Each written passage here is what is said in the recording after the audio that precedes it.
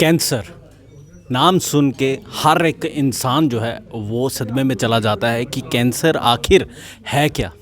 मेरे साथ डॉक्टर जितेंद्र रोहेला और साथ में डॉक्टर केतन डैंग जो हैं ये जुड़ चुके हैं। ये दोनों के दोनों फोर्टिस अस्पताल मोहाली से हैं और इन्होंने एक सर्जन है और दूसरे के हैं वो आपको बताऊंगा मैं। लेकिन पहले आपको ये बता दें कि कैंसर नाम सुन के पेशेंट्स जो हैं वो क्यों घबरा जाते हैं और आज के दौर पर आज के दिन कैंसर से घबराना है या लड़ना है, ये डॉक्टर साहब ही हमें बताएंगे। पहले तो डॉक्टर साहब आपका स्वागत है। Thank you.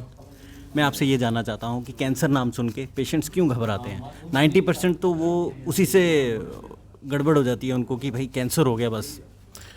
मैं ये कहना चाहूँगा कि ये बहुत बड़ी मिथ है एक। पहली बात तो कैंसर से घबराते क्यों हैं, उसका रीज़न तो ये है कि क्योंकि कैंसर का ट्रीटमेंट सिंपल नहीं रहता है। इसका ट्रीटमेंट प्रोलॉन्ग्ड रहता है और पेशेंट को मल्टीपल टाइम्स हॉस्पिटल में विजिट करना रहता है। एक ही पद्धति, या तो सर्जरी कर दी या कीमोथेरेपी कर दी या रेडिएशन थेरेपी, ऐसा नहीं कि सिर्फ एक चीज़ से ठीक हो जाएगा। यूजुअली उससे घबराने के बजाय अगर हम इसका सामना करें, मोस्टली पेशेंट होप छोड़ देते हैं। होप मुझे लगता है मोस्टली इसीलिए छोड़ते हैं क्योंकि अगर आप देखें कि अगर मैं सर्जरी की बात करूं, because I am a surgeon, कोई गॉल ब्लैडर की सर्जरी कराना चाहता है, किसी को पित्त में थैली है तो उसके गॉल ब्लैडर रिमूवल करा लिया तो उसका ट्रीटमेंट हो गया, उसके बाद उसको कुछ नहीं करना, तो उतने तक पेशेंस लोगों की रहती है। बट हमारे केसेस में सर्जरी जो होती है कॉम्प्लेक्स रहती है, उसकी रिकवरी में थोड़ा ज़्यादा टाइम लगता है। उसके बाद उसको कीमोथेरेपी के सेशंस लेने पड़ते हैं, फिर रेडिएशन थेरेपी लेने पड़ते हैं। इसमें पेशेंट के अटेंडेंट कौन रहेंगे, फैमिली मेम्बर्स कौन रहेंगे, साथ में फाइनेंसिस का भी इशू आ जाता है। तो पेशेंट उससे थोड़ा झिझकते हैं। मुझे लगता है कि कैंसर ट्रीटमेंट पूरा कराने के लिए उनको थोड़ा मशक्क़त करनी पड़ती है। तो मुझे लगता है ये सब डर थोड़ा ज़्यादा, और ऑब्वियसली कैंसर जब हो जाता है तो जानलेवा हो जाता है वो, अगर एडवांस स्टेज में पाया जाए तो। बट अगर हम उसको अर्ली स्टेज में पालें या फिर उसका हम डिटेक्शन अर्ली करें तो मेरे को लगता है कि हम बहुत सारे पेशेंट में सक्सेसफुली उसको क्योर करने का सोच सकते हैं। डॉक्टर साहब, लोगों का ये मानना है कि ये जो बीमारी है ये गरीबों को ज़्यादा होती है एज़ कम्पेयर टू अमीर।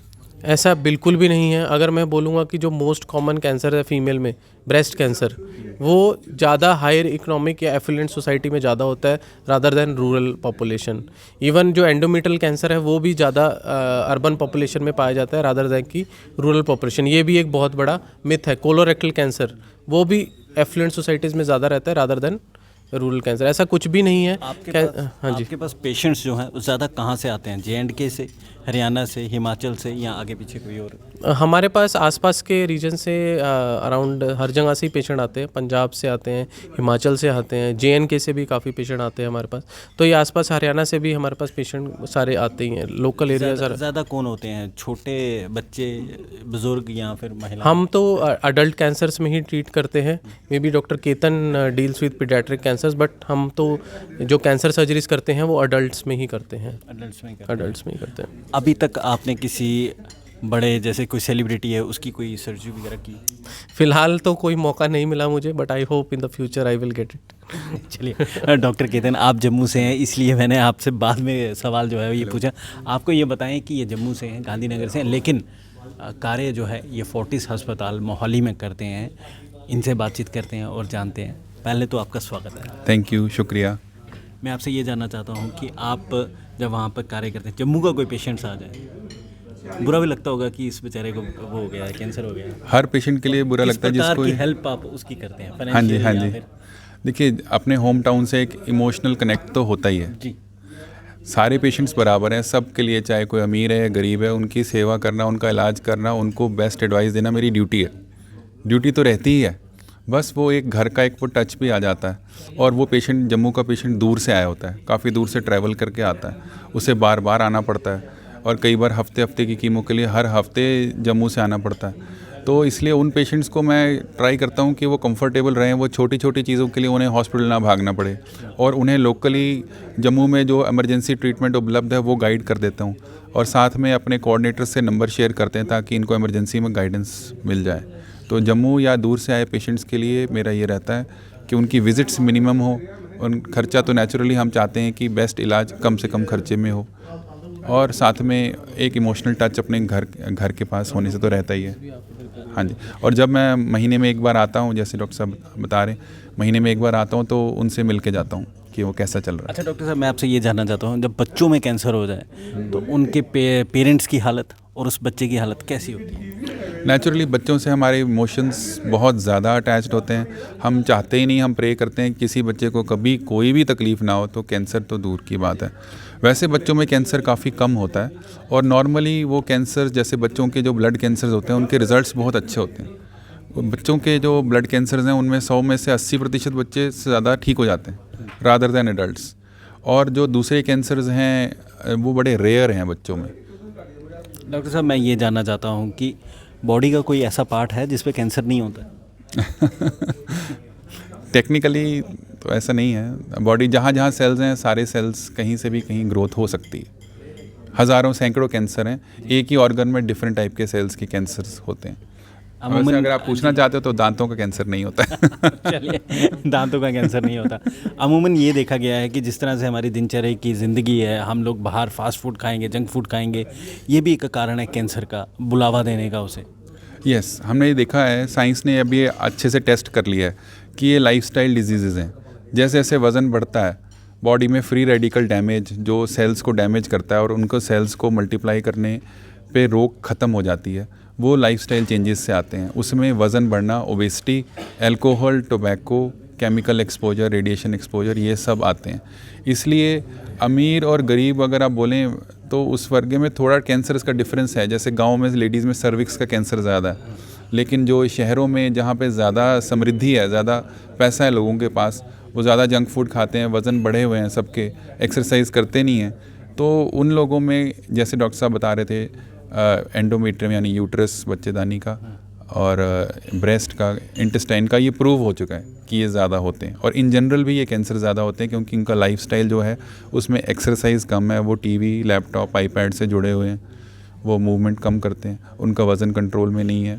और यहाँ शहरों में एडिक्शंस यानी कि बच्चे अलग अलग तरह के नशों में पड़ रहे हैं, तो इन सब कारणों से डेफिनेटली ये है। डॉक्टर साहब, सिम्टम्स बता दो आखिर में क्या सिम्टम्स होते हैं, क्योंकि अमूमन ये देखा गया है कि सिम्टम्स हमेशा आखिर में ही पता चलता है कि यार मेरा सर चकरा रहा है, आखिरकार डॉक्टर को दिखाई देता हूँ, तो जब दिखाते हैं तो आखिरी स्टेज या फिर 4th स्टेज। देखो, सिम्टम्स 3 तरह के होंगे। पहला होगा जहाँ पे ट्यूमर पनप रहा है वहाँ का सिम्टम, दूसरा होगा जहाँ वो अगर फैल के चला गया वहाँ का सिम्टम, तीसरा होगा जो आपको ज़्यादा ज़रूरी नहीं है जानना, जो कभी कभी होता है पैरानियोप्लास्टिक की, वो ऐसे पदार्थ ब्लड में छोड़ेगा जो हार्मोनल और डिस्टेंट चेंजेस करेंगे। तो मेनली मुंह के कैंसर में कोई ऐसा छाला जो ठीक नहीं हो रहा है, या फिर गले में कोई गांठ आ गया है यानी लिम्फ नोड आ गया है, छाती के लंग्स के कैंसर में कोई खांसी में खून आ रहा है, खांसी जा ही नहीं रही है, वज़न कम हुए जा रहा है, छाती में एक ही जगह दर्द होए जा रही है, लेकिन वो ज़रूरी नहीं, वो हो सकता है कैंसर ना ही हो, इसलिए पैनिक नहीं करना, डॉक्टर को चेक कराना। लिवर के कैंसर में नेचुरली जॉन्डिस, भूख कम हो जाना, वज़न ख़त्म हो जाना, इंटेस्टाइन के कैंसर में पॉटी में ब्लड आना, वज़न कम हो जाना, ये हो सकता है। तो डिपेंड करता है, कैंसर हर जगह जिस एरिया का है वो उस एरिया को, ऑर्गन को ख़राब करेगा, उसका सिम्टम है। डॉक्टर साहब, ट्यूमर और कैंसर अलग अलग है? हाँ जी, टेक्निकली साइंटिफिकली अलग अलग है। कैंसर है बाय डेफिनेशन, उसकी परिभाषा है uncontrolled growth of abnormal cells. Tumour जब वो सारे सेल मिलके एक गांठ की शक्ल ले लेते हैं तो उसे ट्यूमर कहते हैं। वो ट्यूमर बिनाइन भी हो सकता है, मैलिग्नेंट भी हो सकता है, इसलिए ट्यूमर नाम से पैनिक नहीं करना है। बिनाइन ट्यूमर जो है ऑपरेट होकर नॉर्मली रिमूव हो जाता है, और मैलिग्नेंट होता है फैलने वाला, जो आसपास भी फैलता है और खून में दौरा करके शरीर में कहीं फैल सकता है। बहुत बहुत शुक्रिया डॉक्टर साहब हमसे बातचीत करने के लिए। डॉक्टर साहब, आपसे लास्ट सवाल। डॉक्टर साहब, मैं ये जानना चाहता हूँ कि कैंसर थेरेपी में एडवांस क्या है क्या नहीं? तो सर्जरी की अगर मैं बात करूं तो हमारे पास जो की होल सर्जरीज़ हैं, जिनको कि मिनिमल इन्वेजिव सर्जरी बोलते हैं, जिसमें कि पेट पे बड़ा चीरा नहीं दिया जाता, छोटे छोटे की होल से सर्जरी की जाती है, जिसको लेप्रोस्कोपिक सर्जरी बोलते हैं। पहले तो वो नॉर्मल सर्जरी जो गॉल ब्लैडर की सर्जरी, हर्निया सर्जरी, उसमें किया जाता था, पर आजकल कैंसर सर्जरी में भी अगर एक्सपर्टीज़ अवेलेबल है, एक्सपीरियंस सर्जन है, तो वो लेप्रोस्कोपिक सर्जरी भी उसमें कर सकता है। साथ के साथ हमारे पास एक रोबोटिक सर्जरी भी आ गया है नया, जो कि मैं कहूँगा लेटेस्ट एडवांसमेंट है, जिसके के अंदर रोबोटिक सिस्टम सर्जन को हेल्प करता है बेटर सर्जरी करने में। रोबोट का एडवांटेज क्या रहता है कि उसमें 3D विजन रहता है और जो उसके इंस्ट्रूमेंट्स होते हैं उसका रिस्ट लाइक मूवमेंट रहता है। यूजली हमारी लेप्रोस्कोपी के या जो हैंड सर्जरी के जो इंस्ट्रूमेंट है उनका ऐसे रिस्ट लाइक मूवमेंट नहीं रहता। तो वो रिस्ट लाइक मूवमेंट से, डेप्थ परसेप्शन से, 3D विजन से हम जो ऑर्गन के बिल्कुल पास में जाके सर्जरी कर सकते हैं और जो नॉर्मल स्ट्रक्चर्स हैं उसको प्रिवेंट करते हुए कर सकते हैं। तो पेशेंट के जो सर्जिकल आउटकम के साथ साथ जो उनके फंक्शनल आउटकम है वो भी बेटर हो पाए। और दूसरी जो मैं आधुनिकता जो मैंने आज केस डिस्कस किया था, हाईपेक सर्जरी, जो कि हीटेड कीमोथेरेपी हम पेट के अंदर देते हैं, उसमें कुछ ऐसे कैंसर हैं जो कि इसके लिए एलिजिबल हैं। अगर हम वो हीटेड कीमोथेरेपी उन पेशेंट्स में दे पाएँ तो उनका बहुत अच्छा सक्सेसफुल ट्रीटमेंट किया जा सकता है। Thank you. शुक्रिया डॉक्टर साहब। डॉक्टर साहब, आपसे भी मैं यही सवाल पूछूंगा कि कीमोथेरेपी में भी कोई एडवांसमेंट कोई है? कीमोथेरेपी में हर लेवल पे एडवांसमेंट है। पहले तो देनी है कि नहीं, ये जानकारी के लिए फॉर एग्जांपल ब्रेस्ट कैंसर में नए टेस्ट आ गए हैं जैसे ऑन्कोटाइप DX, जो कहते हैं अगर ज़रूरी है तभी कीमो करो। तो हर पेशेंट को कीमो नहीं करते, उसका रिस्क असेस करके कीमो करते हैं।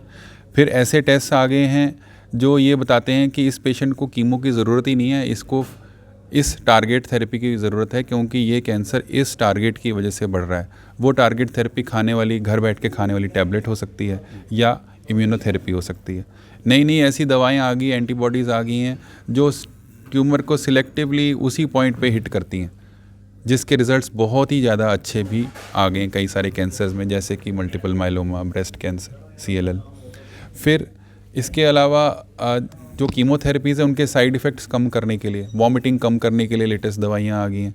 उनके साइड इफ़ेक्ट्स से जो वाइट रेड सेल कम होते हैं, प्लेटलेट कम होते हैं, वो ना कम हो या टाइम पे रिकवर कर जाएं, उसको बढ़ाने के लिए नए नए स्टिमुलेटिंग इंजेक्शंस आ गए हैं। तो हर लेवल पे इसमें एडवांसमेंट है। इसके अलावा अब नई आ गई है अप्रोच जो टोटली लाइफ चेंजिंग और लाइफ सेविंग है, वो है CAR T cell therapy. Body के सेल्स लेके डॉक्टर्स उसको इंजीनियर कर रहे हैं, उसमें चेंजेस कर रहे हैं और वापस हमारे में ही वापस डाल रहे हैं, जो उसी कैंसर को अटैक कर रहे हैं जिसके लिए वो बनाया गया है। ये अभी बहुत एडवांस स्टेज में है अब्रॉड, और इंडिया में भी है, इसके ट्रायल्स शुरू हो गए हैं। बहुत बहुत शुक्रिया डॉक्टर साहब।